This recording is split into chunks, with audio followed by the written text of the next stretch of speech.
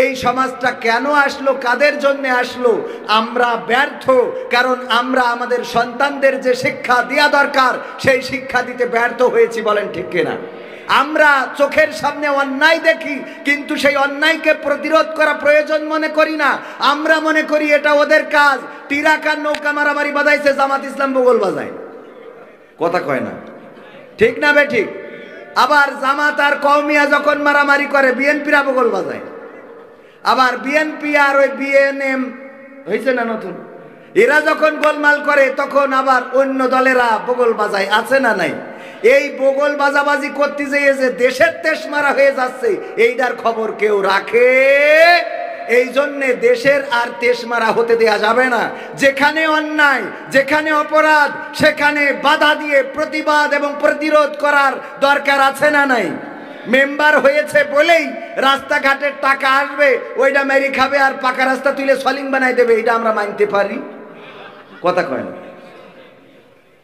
কথা কইলে কিছু গায়ে লাগতেই পারে, আমার কিছু করার নেই।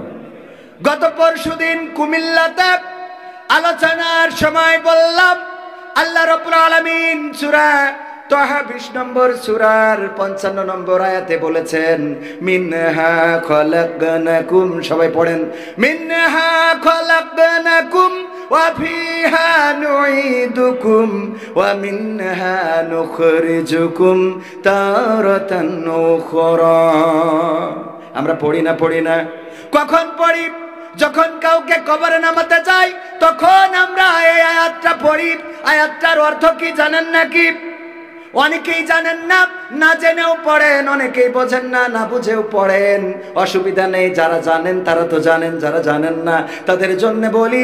আয়াতটার অর্থ হলো, আমরা ওই মানুষটাকে বলি, ওগো মানুষ, তোমাকে এই মাটি থেকে সৃষ্টি করা হয়েছিল, আবার তোমাকে এই মাটির মধ্যে ঢুকিয়ে দেওয়া হচ্ছে, আবার একদিন তোমাকে এই মাটি থেকে জীবন্ত করে উঠানো হবে।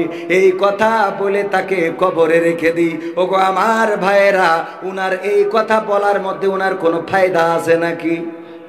কথা কয় না। উনার কি কোনো ফায়দা আছে? ধরেন আপনি একজন আগুনে পুড়ে যাচ্ছে, পুড়েছে, আপনি তারে বলতেছেন যে আগুনে ঝাঁপ দিলি বলা পুড়বা, ও তো ঝাঁপ দিয়ে পড়ছে অলরেডি, ওর বলি লাভ কি? যে মাটির মধ্যে চলে গেল সে তো চলেই গেছে, ওর যতই আপনি বলেন, যতই বুঝান, ও তো কবরে চলেই গেল, ওর তো খেলা ফাইনাল। বরং দুনিয়ার পরে যারা আছে এদের সচেতন হওয়ার দরকার। বলেন ঠিক কিনা? আমার কথা কি বুঝতে পারিছেন? ওই বেনাপোল এক্সপ্রেস